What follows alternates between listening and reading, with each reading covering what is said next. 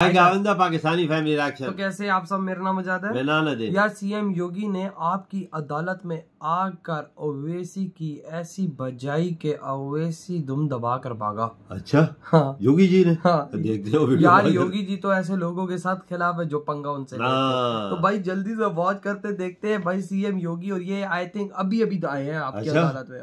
तो वॉच करते कड़न करते दृढ़ स्टार्ट। अब योगी जी बीजेपी के लोग को देखिए, आपसे प्रेरणा लेके नवदीप राणा हैदराबाद में खड़े होके ओवैसी ब्रदर्स को कह रही है 15 सेकंड दे दो।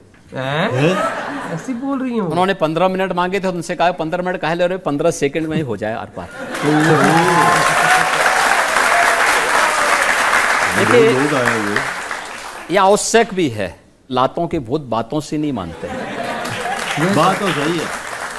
तो स्वाभाविक रूप से वे जिस भाषा को समझेंगे उसी भाषा में वो डोज देना आवश्यक है। और जो कहा गया है मुझे लगता है कि वह उचित है, ऐसे लोगों को ऐसे ही डोज मिलना चाहिए। अब ओवैसी जी ने कहा कि छोटे को मत छेड़ो, अगर मैंने छोटे को छोड़ दिया तो वो तोप है, तुम्हारा T20 कर देगा।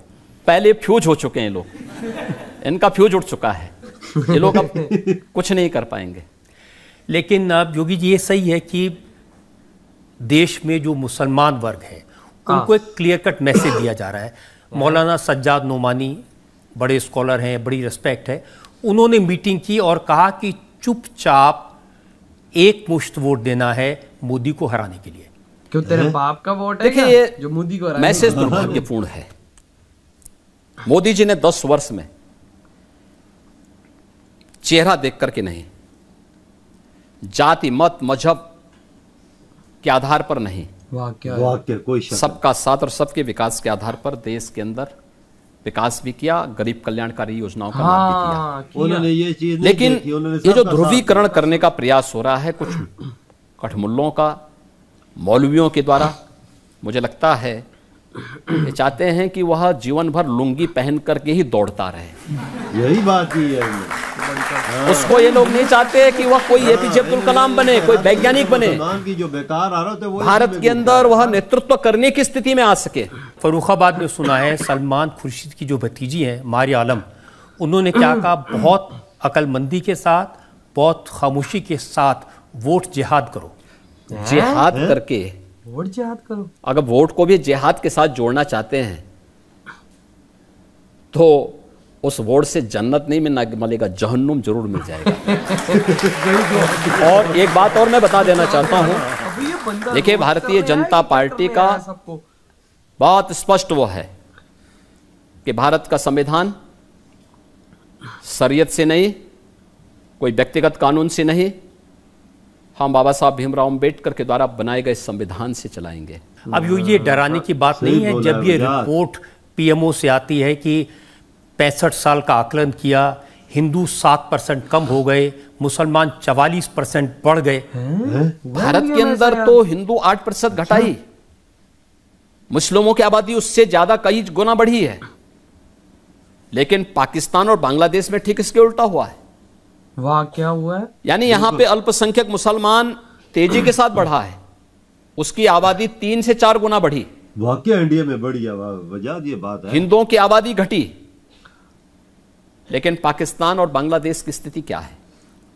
वहां पर हिंदुओं की आबादी तेजी के साथ घटी है। वाह, क्या 22% हिंदू था बांग्लादेश में, आज 7% रह गया। पाकिस्तान में नाम मात्र का रह गया, बिल्कुल 1%। और ये जो शरीयत की वकालत करते हैं, कठमुल्लापन जब तक देश में चलता रहेगा तब तक ये देश प्रगति नहीं कर सकता, इसको रोकना पड़ेगा।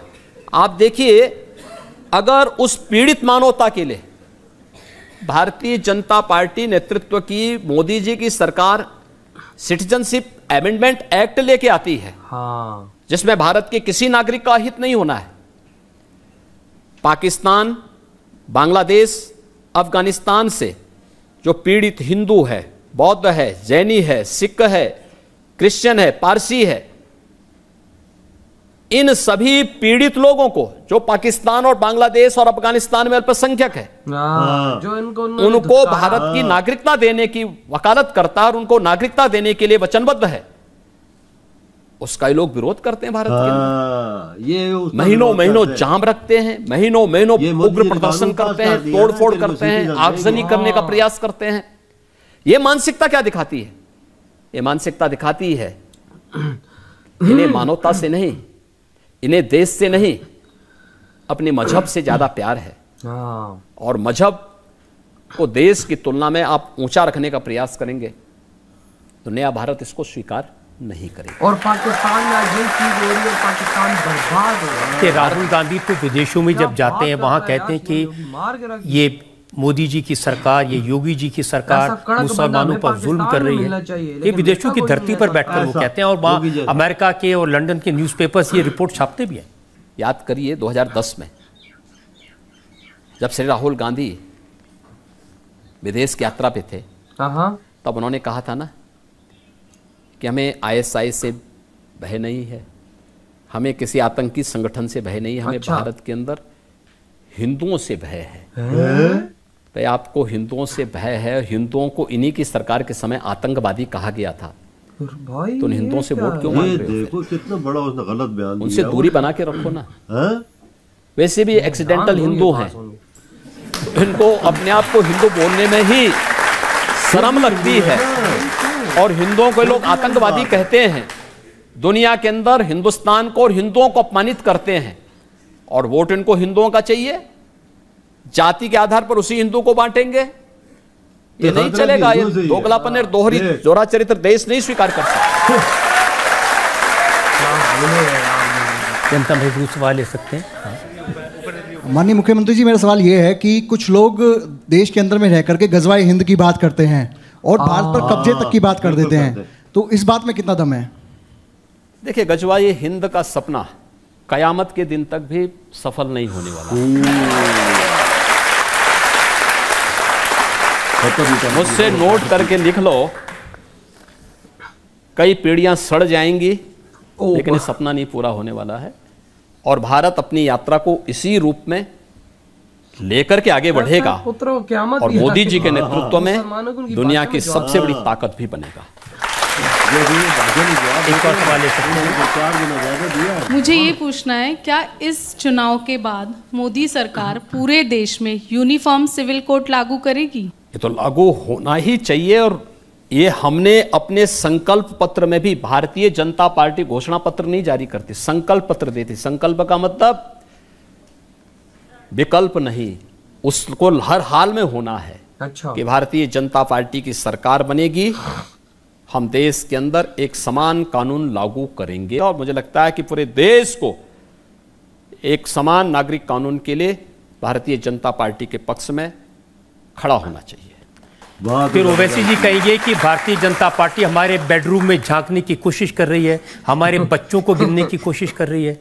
लेकिन जनसंख्या तो नियंत्रित होनी चाहिए, उसमें बहुत उत्पादन की आवश्यकता नहीं। सिर्फ जनसंख्या की बात नहीं, वो कह रहे हैं कि अब UCC आएगा तो सरकार ये तय करेगी हम क्या खाएं क्या ना खाएं। खाने पीने पे कोई वो नहीं, लेकिन कांग्रेस का तो घोषणा पत्र में देखो ना, वह तो हिंदुओं का कितना बड़ा अपमान कर रही है। कह रही है, क्या कांग्रेस कहती है अपने घोषणा पत्र में कि अल्पसंख्यकों को उनकी रुचि के अनुसार खान पान की स्वतंत्रता देंगे। मैं ये पूछना चाहता हूं कि अल्पसंख्यक और बहुसंख्यक का कौन सा ऐसा खाना है जिसमें बहुसंख्यक परहेज करता है और अल्पसंख्यक चाव से खाता है? वो केवल है गोमांस। भारत का सनातन धर्मावलंबी नहीं खाता। भारत के अंदर, उत्तर प्रदेश के अंदर या देश के तमाम राज्यों में गौवध अधिनियम भी लागू है। लेकिन इस सब के बावजूद कांग्रेस इतना दुस्साहस कर सकती है कि अब वह हिंदुओं की आस्था पर इस हद तक जाके खिलवाड़ करती है। और आज कांग्रेस मुझे तो शर्म आती है, वही शरारत कर रही है। ये वही अंग्रेजों का DNA इनके अंदर आ गया, और उसी को ये अपने घोषणा पत्र के माध्यम से भारत पे थोपना चाहते हैं। भारत की जनता इसको नहीं स्वीकार करेगी, कतई स्वीकार नहीं करेगी। इधर हुई है वीडियो खत्म भाई साहब। क्या बंदे ने कड़क जवाब दिए हो यार, मैं हिला के रख दिया अवैसी को। मैं कहता हूँ अवैसी को तो हिलाया, साथ मुसलमानों की गजवा इनकी भी बचा दिया। ये बात दिमाग में सोच लो, क़यामत तक ये चीज नहीं होगी। कहता ये जो तुम लोग इन लोगों का सपना है ना, ये सपना ही रहेगा। यार मैं सीधी सी बात करूँ ना, ये जो गजवा हिंद बोलते हैं, इनके पिछवाड़ों में इतनी ताड़ नहीं है कि वो ये काम कर सकते ना जी, खाली बात करते हैं, सिर्फ बात करते हैं। मुसलमानों में इतनी है इनके पिछवाड़ों में दम होता ना तो ये कुछ ना कुछ किया होता। ये ऐसी ही है, गजवा हिंद। और भाई साहब उन्होंने डंडा अंदर दिया तो तुम्हारा गजवा हिंद नजर ही कहीं नहीं आएगा, कहाँ गया तो कहाँ नहीं गया।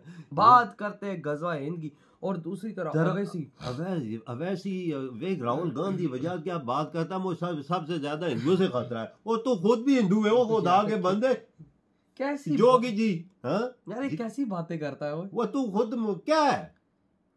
मुझे तो मैं अजीब सा लग रहा है हिंदू हो के भाई साहब। मुझे और भाई किसी से डर नहीं लगता, हिंदू से डर लगता है। ओ यार बता वही ना। और उधर से दूसरी तरफ से हैदराबाद के अंदर वो पता नहीं मुलाना है कौन है, मुल्ले का वो गठबंधन है, वो कहते हैं ठप्पा मारना है भाई, मोदी को हराना है। तो भाई साहब उधर से वो कहता है कि भाई कौन सा काम है जो हमने मुसलमानों का यार वो मौलाना मजे का नाम है, उसने बोला है कि आपने चुपचाप जाके वोट देनी है मोदी के खिलाफ, मोदी को हराना है। हाँ तो आगे जवाब जोगी जी ने दिया। ये चीज तो है, उन्होंने ये चीज दे के नहीं तो वोटे जीते, उन्होंने ये चीज नहीं देखी जब उन्होंने वही साहब है सबका साथ जब विकास किया तो सबका साथ करके दिया। ये नहीं है कि हिंदू मुसलमान को उन्होंने। एक लड़की है वो कहती है कि भाई वोट का जिहाद करो भाई साहब, मोदी को हराओ ना। तो योगी जी कहता है ये ले जी, इन्होंने वोटों में भी जिहाद घुसेड़ दिया। कहता पुत्रो तुम लोगों को जन्नत मिलेगी, जन्नत नहीं मिलेगी इसका करके। यार कैसे जवाब होते हो योगी जी के पास। यार योगी जी ये बंदा यार टर्मिनेटर मूड ऑन होता है भाई साहब, ऐसी हर किसी की बजा के बंदा रखता है कि भाई यार जो बंदा इन दोनों को भी वोट ना दे वो बड़ा बदकिस्मत इंसान है यार, जो इतने अच्छे इंसान यार। मैं तो लाइव बैठ के कह रहा हूं इन जैसा बंदा हमें भी मिले। बिल्कुल हम चाहते हैं। राहुल गांधी कहता है कि हम वहां पर मतलब मुसलमानों को आजादी देंगे, कुछ भी खा सकते हैं ना। मतलब वो अब मैं वर्ड यहाँ पे यूज नहीं करूंगा, वो क्या बोल रहा था वो मतलब गाय माता का जो भी सारा सीन है वो उससे रिलेटेड बात करता। तो योगी जी कहते हैं कि भाई साहब ने क्या आजादी उनको नहीं दी, हमारे धर्म को ठेस तो नहीं अब कोई पहुंचा। ये चीज तो है। देखो चिकन वहां पर मिलता है, वहां पे बकरे का गोश्त मिलता है, हर चीज मिलता है, खाने पीने की दुनिया की हर चीज इंडिया में है। मैं कहता हूँ जो इंडिया में चीजें वो पाकिस्तान में भी नहीं है। तो जितनी आजादी इंडिया में ना वजह देती है किसी देश में भी। देखो वहाँ पे मुसलमान की आबादी बड़ी है और उल्टा हिंदुओं की कम हुई है इंडिया में। तो ये बहुत योगी जी कह रहे हैं। और योगी जी कहते हैं पाकिस्तान में देख लो क्या हाल है, और बांग्लादेश में देख लो क्या हाल है। यही तो बात है, यही तो भाई एक आजाद देश। बिल्कुल। तो यार आपके क्या थॉट है योगी जी के इस वीडियो पर? इधर ही